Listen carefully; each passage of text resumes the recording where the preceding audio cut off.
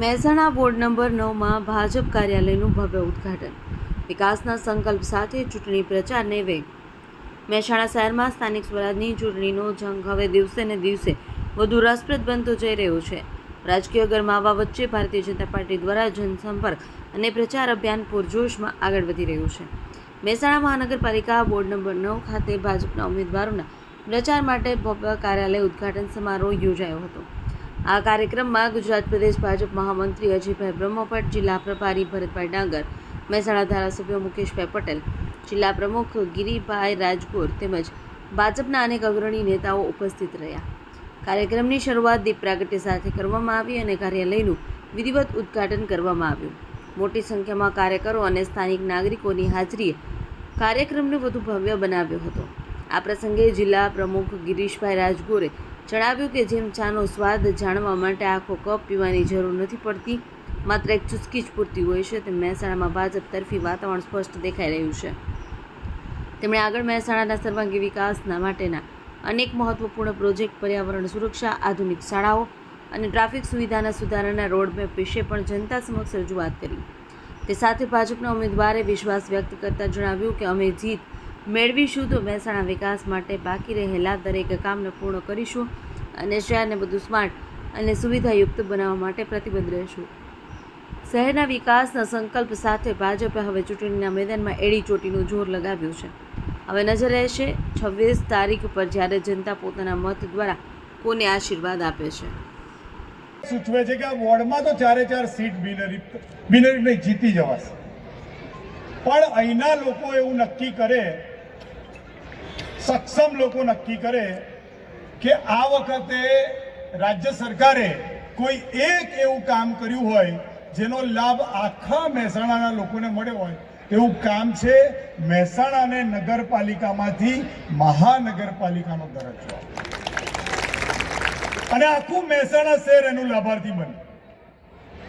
જે લોકોએ 48 લોકોએ કોંગ્રેસમાં ફોર્મ ભર્યું છે એ લોકો પણ એના લાભાર્થી બન્યા.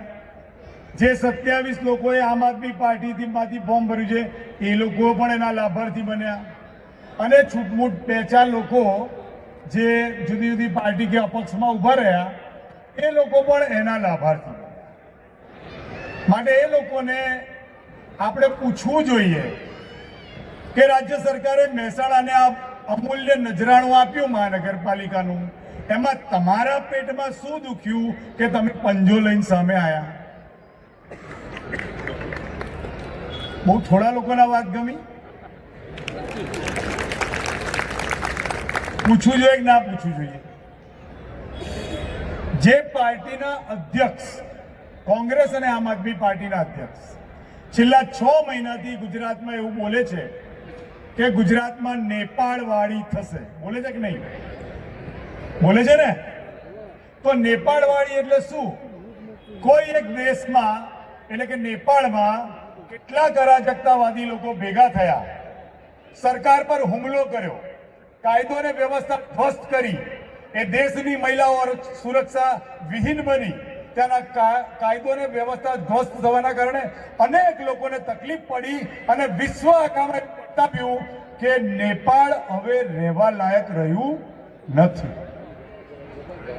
તમારા પરિવારના કોઈ પણ વ્યક્તિ કામ ધંધા માટે, ભણવા માટે નેપાળ જવાનું થાય તો જે લોકો નેપાળ મોકલવા તૈયાર હોય હાથ ઊંચો કરે.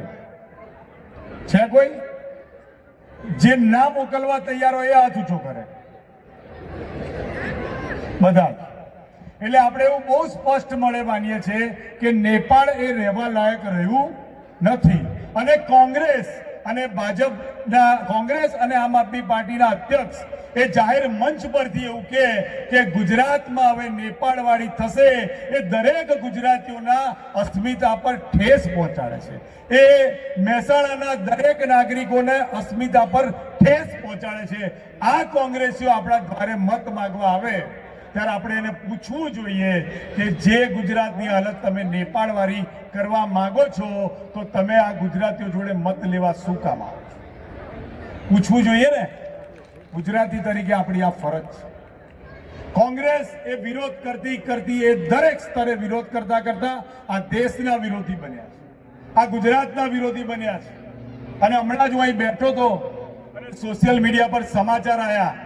આજે બહેનો મારી પાછળ બેઠી છે અને આ બાજુ લોકો બહેનો બેઠા છે. એ લોકો જોડે હું વાત એટલી કરવા માંગુ છું કે મતદાર યાદીમાં 50% ભાગ છે ને તમારો છે. તમે વર્ષો સુધી ઘરની બહાર નીકળી અને પુરુષોને મત આપીને જીતાડ્યા છે.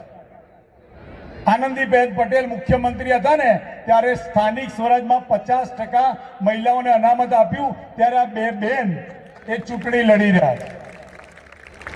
કોંગ્રેસને ક્યારે આ વિચાર નતો આવ્યો. એનાથી આગળ વધીને આ 16, 17 ને 18માં સંસદમાં શ્રીમાન નરેન્દ્રભાઈ મોદી બેટી બચાવો બેટી પઢાઓના પ્રણેતા, દીકરીનો જન્મ થાય અને પરણીને બીજા ઘેરે જઈ અને દીકરા દીકરીને જન્મ આપે ત્યાં સુધી બધી વ્યવસ્થા જેણે કરી છે. એનું સ્વપ્ન હતું કે 2029માં દેશની સંસદમાં 300 મહિલાઓ ઉમેદવારી કરી જીતીને જાય.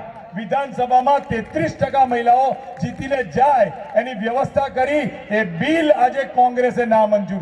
દેશ અને દુનિયાના સમાચાર જોવા માટે અમારી ચેનલ MG લાઈવ ન્યૂઝને સબસ્ક્રાઇબ કરો અને બેલ આઇકોન પર ક્લિક કરો, જેથી રોજે રોજની અપડેટ આપને મળતી રહે. સાથે જ અમારું ફેસબુક અને ઇન્સ્ટાગ્રામ પેજને પણ ફોલો કરો.